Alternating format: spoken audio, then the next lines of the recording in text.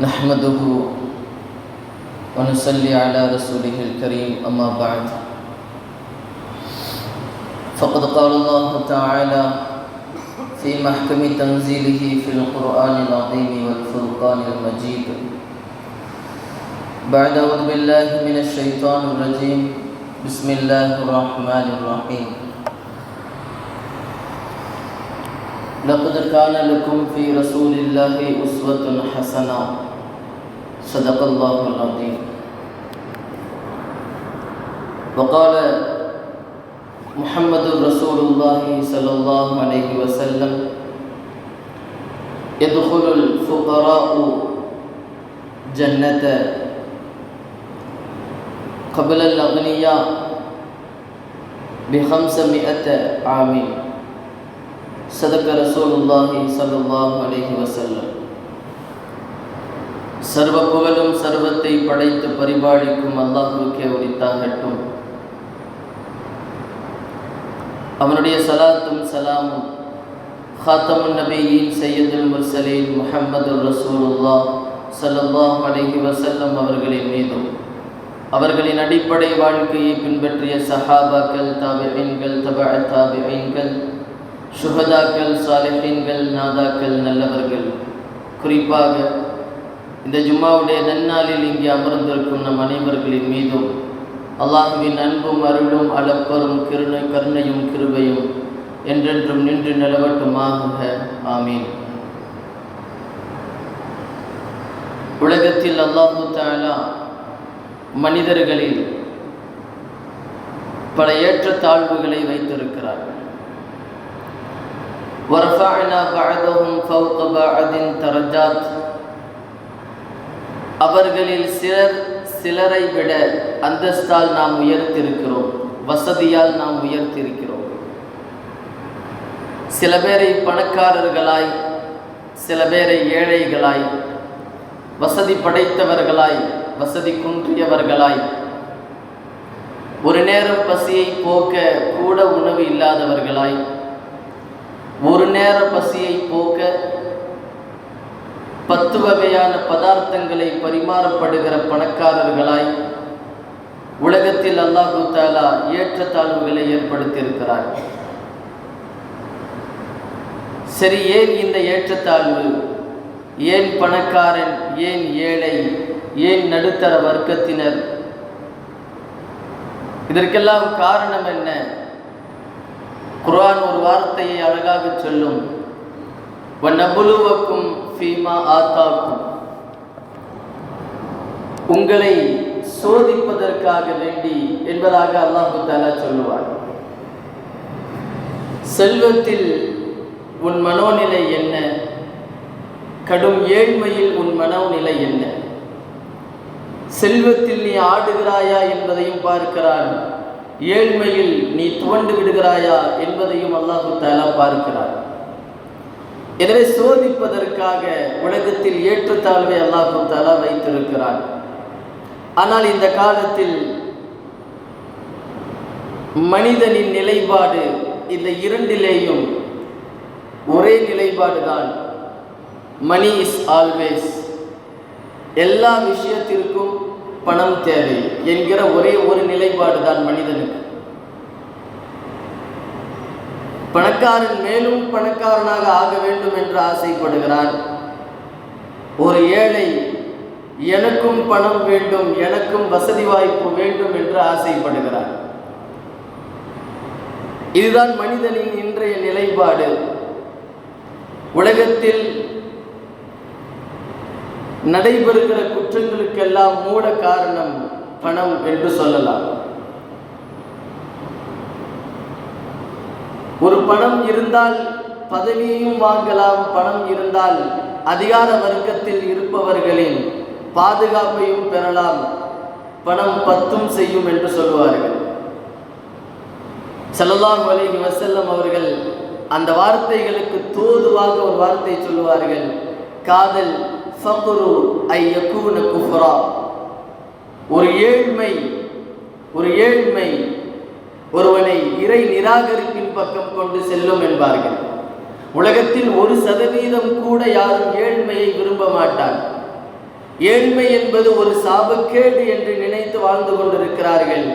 காரணம், நாயகத்தினுடைய வார்த்தையை இங்கே நாம் யோசித்து பார்க்கிறோம். காதல் ஃபக்ரு ஐ யகூனு குஃப்ரா. சில சமயம் ஏழ்மை என்பது இறை நிராகரிப்பின் பக்கம் கொண்டு செல்லும். பணம் வேண்டும், பணம் அத்தியாவசியம் என்கிற அடிப்படையில் தன் கூட பிறந்த சகோதரனை கூட ஒருவன் கொல்லுவதற்கும் துணிகிறான் என்று சொன்னால், ஒரு பணத்தாசை, ஒரு வசதி வாய்ப்பு, ஏழ்மையை யாரும் இந்த உலகத்தில் விரும்புவதில்லை. ஆனால் ஒரு மனிதனுக்கு ஏழ்மை என்பது சாபம் அல்ல, அதுவும் ஒரு வரம்தான் என்று வாழ்ந்து காட்டியவர்கள் வல்லல் நபி ஸல்லல்லாஹு அலைஹி வஸல்லம் அவர்கள். உலகம் முழுக்க வறுமையை, ஏழ்மையை ஒரு சாபமாக, ஒரு சாபக்கேடாக நினைக்கிறார்கள். ஆனால் அண்ணலம் பெருமான் ஸல்லல்லாஹு அலைஹி வஸல்லம் அவர்களின் வாழ்க்கையை பார்த்தால் ஏழ்மை என்பது ஒரு சாபம் அல்ல, ஒரு வரம். ஏனென்றால் காலம் முழுக்க ஏழ்மையாகவே வாழ்ந்தவர்கள் ஸல்லல்லாஹு அலைஹி வஸல்லம். நாயகத்தினுடைய வாழ்க்கையில் எல்லா விஷயத்திலும் முன்மாதிரி இருக்கிறது என்று குர்ஆன் சொல்லுகிறது. உஸ்வத்துன் ஹஸனா, அழகிய முன்மாதிரி இருக்கிறது என்று குர்ஆன் சொல்கிறது அல்லவா? அந்த அடிப்படையில் ஒரு ஏழ்மைக்கான, ஏழைக்கான முன்மாதிரியும் நாயகத்தினுடைய வாழ்க்கையிலே உண்டு. ஏழையாகவே வாழ்ந்து ஏழையாகவே மரணித்தவர்கள் ஸல்லல்லாஹு அலைஹி வஸல்லம். ஒரு செல்வந்தனாக ஆகுவதற்கு சாமானியம் இல்லாமல் இல்லை, செல்வந்தனாக ஆகுவதற்கு சக்தி இல்லாமல் இல்லை. ஒரு 10 வருட காலம் அரபுலகத்தின் ஜனாதிபதியாக பயணித்தவர்கள் ஸல்லல்லாஹு அலைஹி வஸல்லம். நினைத்திருந்தால் மிகப்பெரிய மாளிகைகளில் அவர்கள் தங்கியிருக்கலாம், நினைத்திருந்தால் உயர்தர உணவுகளை அவர்கள் உட்கொண்டிருக்கலாம், நினைத்திருந்தால் உயர்ந்த ஆடைகளை அவர்கள் உடுத்திருக்கலாம். ஆனால் செல்வம் வேண்டாம், எனக்கு ஏழ்மைதான் வேண்டும் என்று காலம் முழுக்க ஏழ்மையாகவே, ஏழையாகவே வாழ்ந்தவர்கள் ஏந்தல் நபி ஸல்லல்லாஹு அலைஹி வஸல்லம் அவர்கள். தன் கண் எதிரே அல்லாஹ் தஆலா கேட்டான், உஹது மலையை காட்டி கேட்டான், இந்த உஹது மலையை உங்களுக்கு நான் தங்கத்தால் ஆக்கி தரட்டுமா? உஹது மலை முழுக்க உங்களுக்கு நான் தங்கமாக தருகிறேன் என்று சொன்னான். ஒரு மலக்கை அனுப்பி ஸல்லல்லாஹு அலைஹி வஸல்லம் அவர்களிடத்தில் கேட்க சொன்னால், சுலைமானுக்கும் தாவூதிற்கும் தந்த அந்த ஆட்சி அதிகாரங்கள், செல்வங்களைப் போல உங்களுக்கு நான் தரட்டுமா என்று அல்லாஹ் கேட்கிறான். அதற்கு ஸல்லல்லாஹு அலைஹி வஸல்லம் அழகாக சொல்லுவார்கள், எனக்கு அந்த செல்வம், அதிகாரம் எல்லாம் வேண்டாம். ஒருவேளை உணவு உண்டால் மறுவேளை நான் பட்டினியாக இருக்க வேண்டும். ஒருவேளை வயிறு நிரம்ப சாப்பிட்டால் மறுவேளை நான் பட்டினியாக இருக்க வேண்டும். வயிறு நிரம்புகிற பொழுது உன்னை நான் துதிக்க, வயிறு காலியாகிற பொழுது உன்னை நான் நினைக்க என்பார்கள் ஸல்லல்லாஹு அலைஹி வஸல்லம். காலம் முழுக்க ஒரு ஏழ்மையாகவே வாழ்ந்தவர்கள் ஸல்லல்லாஹு அலைஹி வஸல்லம், ஏழ்மை ஜனாதிபதியாக இருந்தவர்கள் ஸல்லல்லாஹு அலைஹி வஸல்லம் அவர்கள். அரசாங்க ஹசானாவிலே ஜகாத்தினுடைய பணங்கள், சதகாவினுடைய காசு பணங்கள், பொருட்கள் வந்து குவியும் அரசாங்க ஹசானாவில்.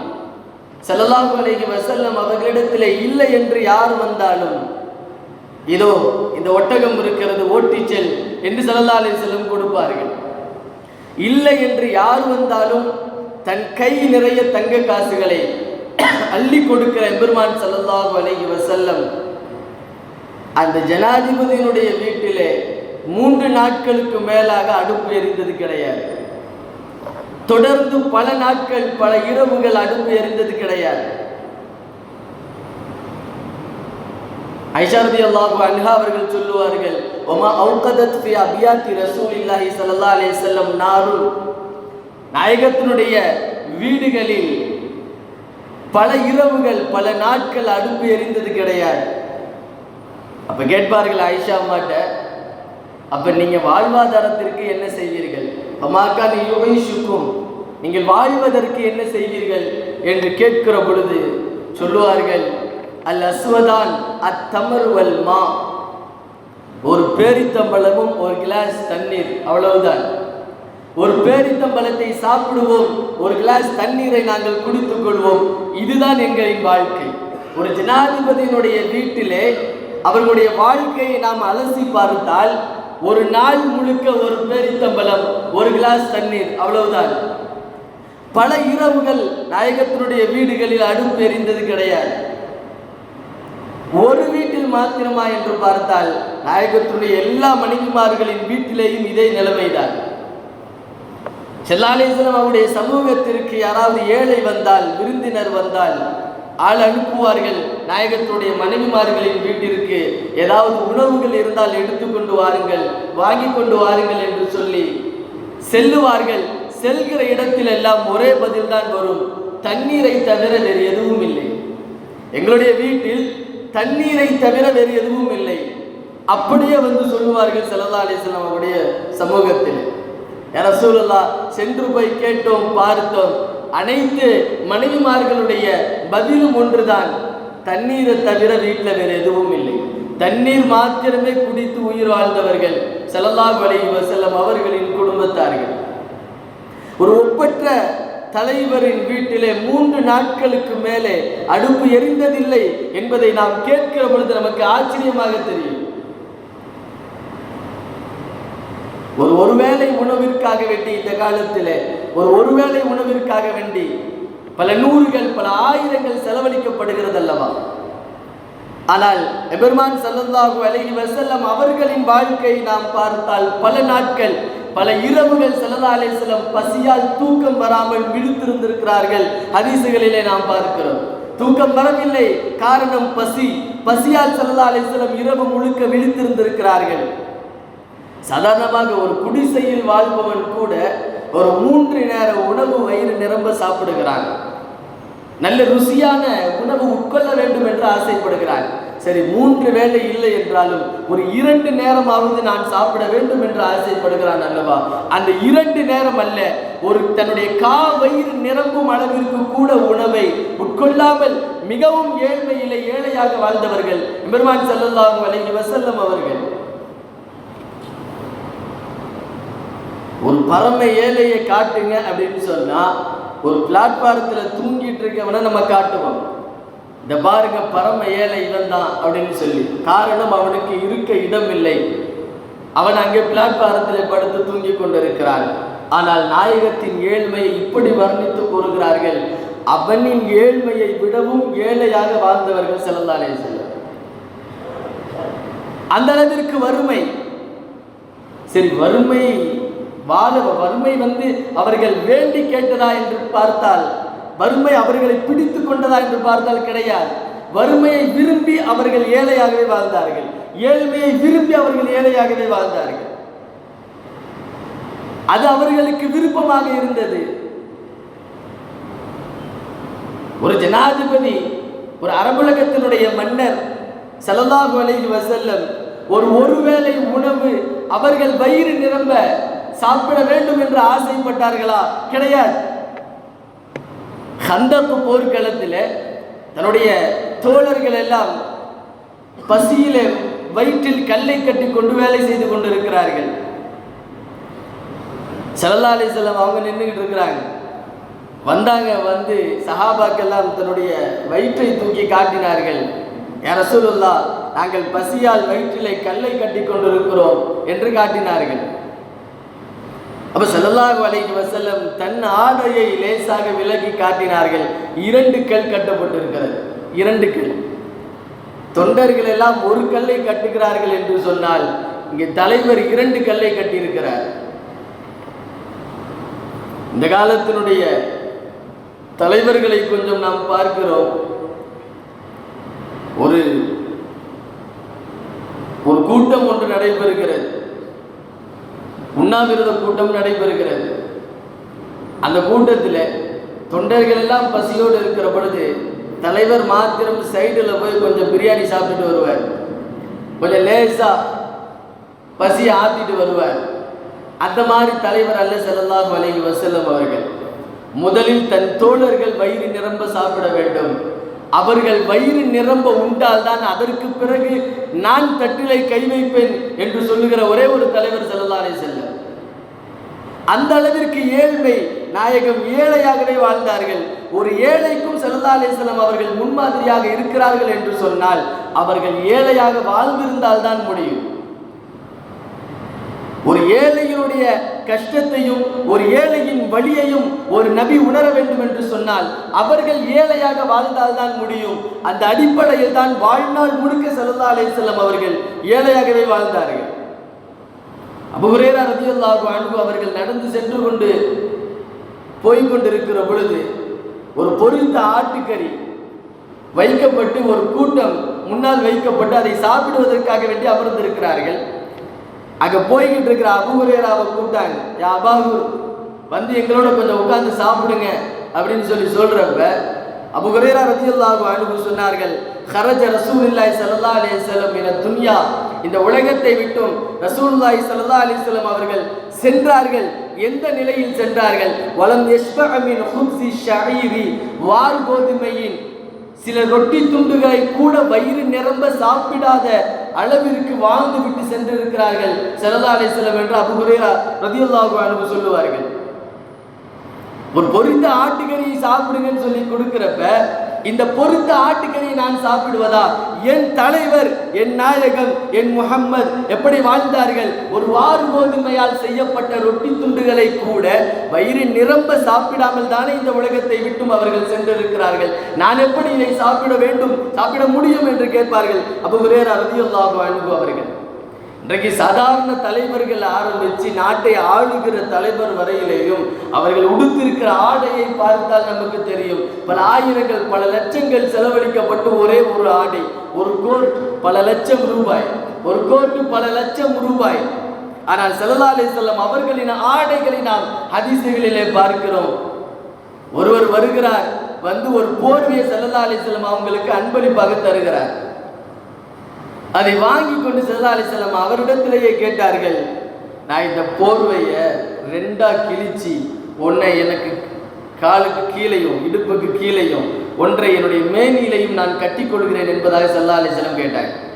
போர்வை தர்றவட்ட ரெண்டா கிழிச்சு என்னுடைய கீழாடையாகவும் மேலாடையாகவும் நான் பயன்படுத்தி கொள்ளட்டுமா என்று கேட்டார்கள் ஸல்லல்லாஹு அலைஹி வஸல்லம் அவர்கள்.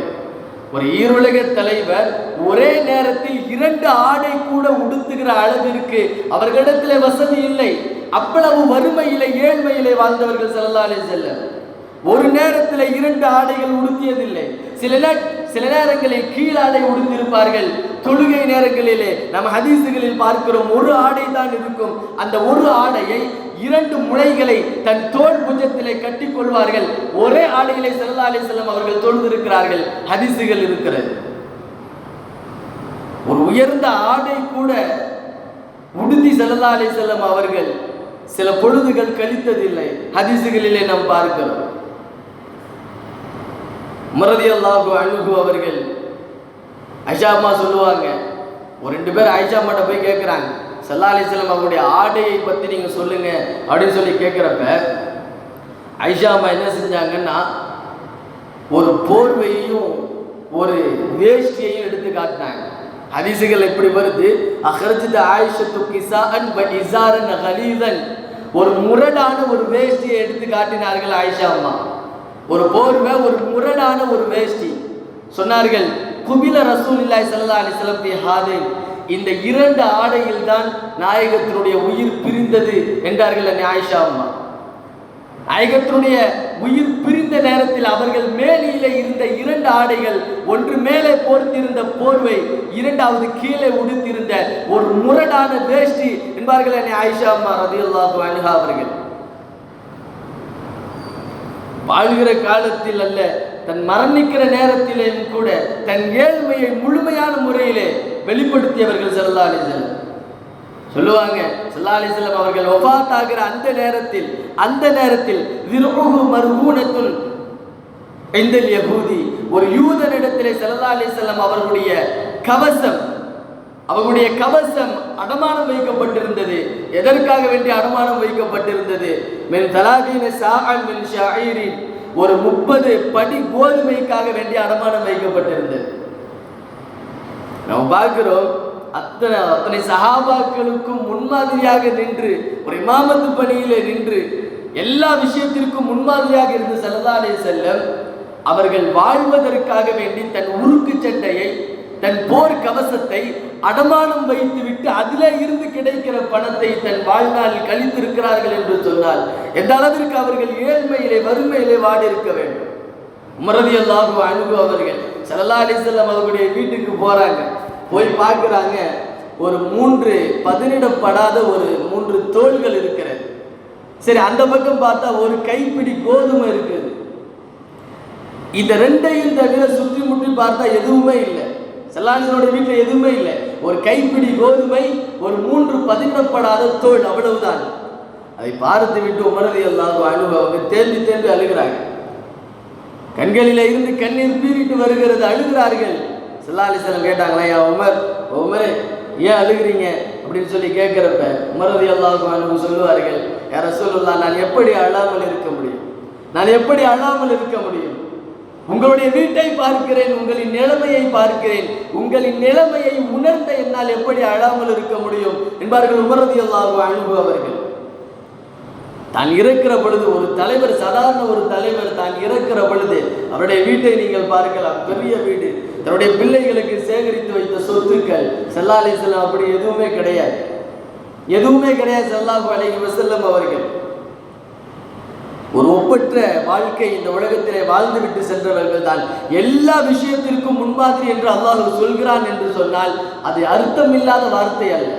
ஒரு குர்ஆன் ஒரு வார்த்தையை முன்வைக்கிறது, ஒருவரின் வாழ்க்கையை முன்வைக்கிறது என்று சொன்னால் எல்லா விஷயத்திற்கும் அது ஒத்து போக வேண்டும் ஒருவரின் வாழ்க்கை.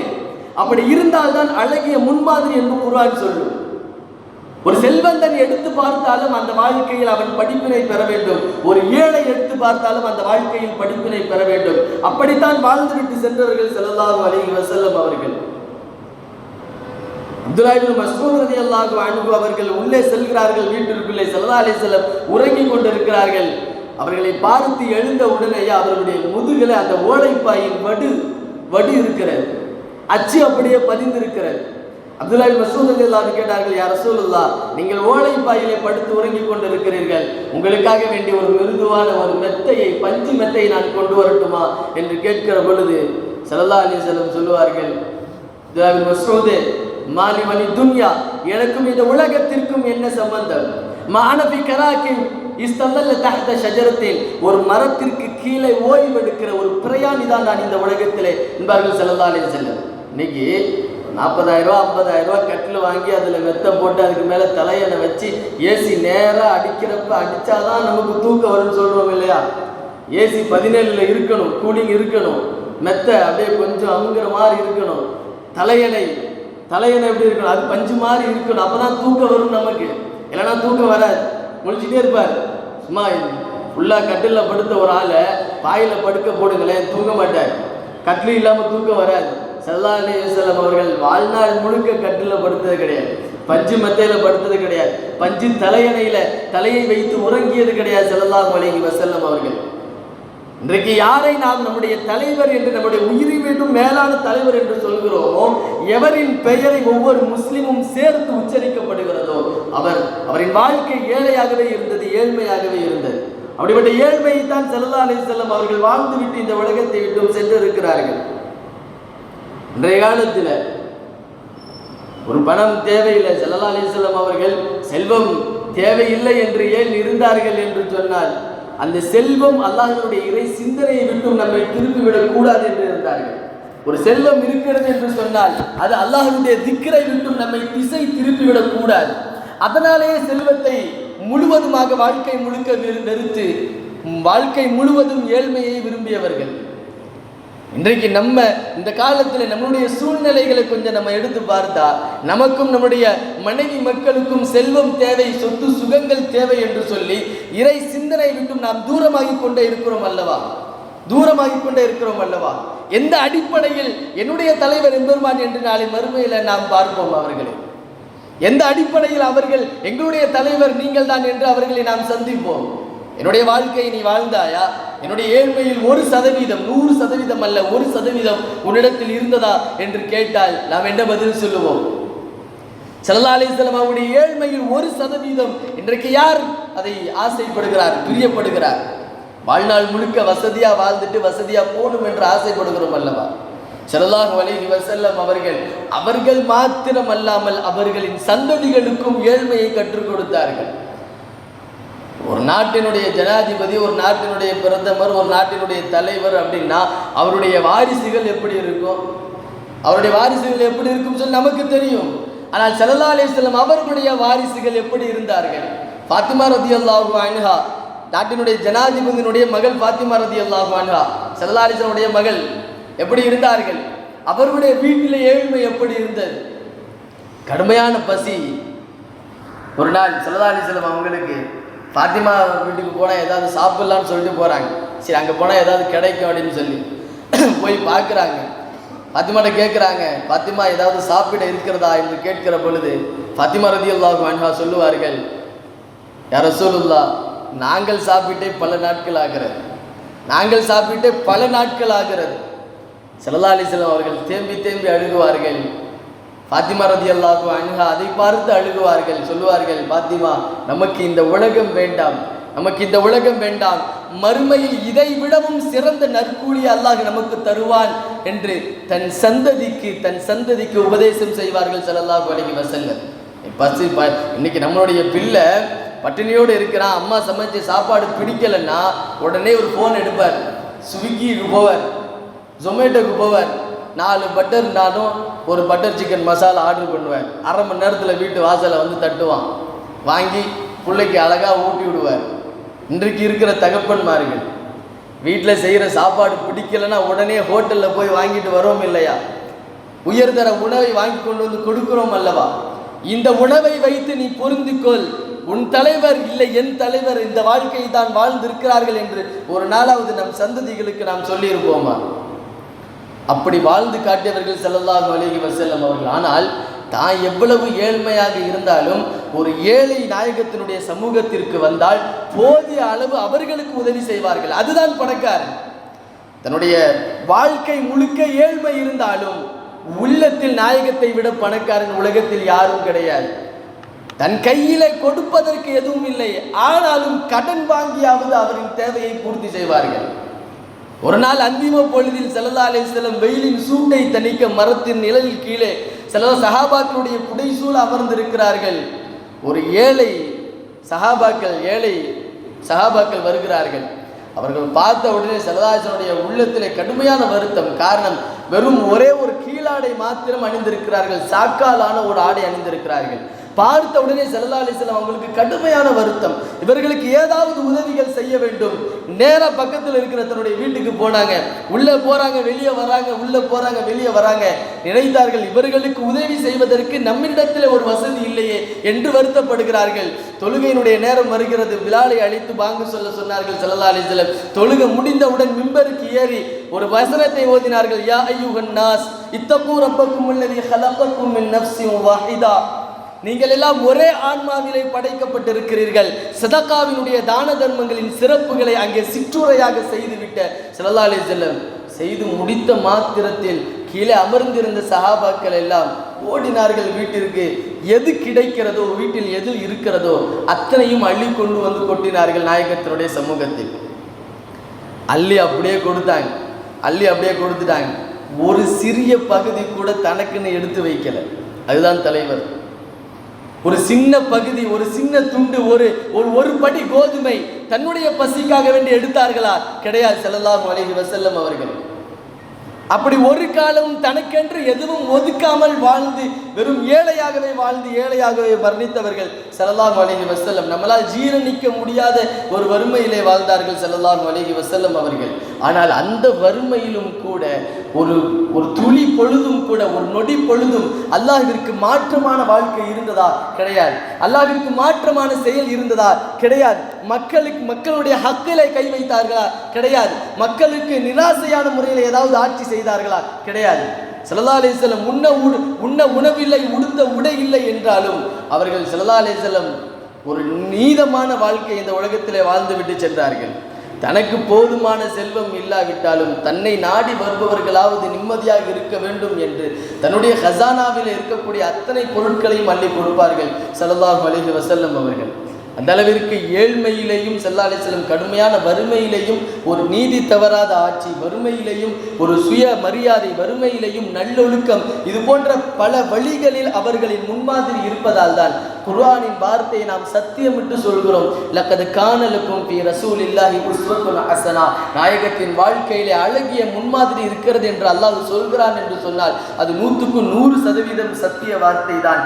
அந்த வார்த்தைக்கு இணங்க தான் ஸல்லல்லாஹு அலைஹி வஸல்லம் அவருடைய வாழ்க்கையும் அமைந்திருந்தது. அன்பானவர்களே, ஸல்லல்லாஹு அலைஹி வஸல்லம் அவருடைய பிறந்த மாதம் ரபியுல் அவ்வல், வசந்த காலம் நம்மை கடந்து சென்றாலும் நாயகம் வரலாற்றிலே வாழ்ந்து கொண்டுதான் இருக்கிறார்கள். அவர்களின் வரலாற்றுகளை நாம் வாசிக்க வேண்டும், அவர்களை நம் உயிரை விடவும் நேசிக்க வேண்டும். அவர்களின் அந்த வாழ்க்கை சுன்னத்துகளை நம்முடைய வாழ்க்கையில் நாம் சுவாசிக்க வேண்டும். அல்லாஹ் ரப்புல் ஆலமீன் நம் எல்லோருக்கும் அதற்கான தௌஃபீக்கை, பாக்கியத்தை தந்தல் புரிவானாக.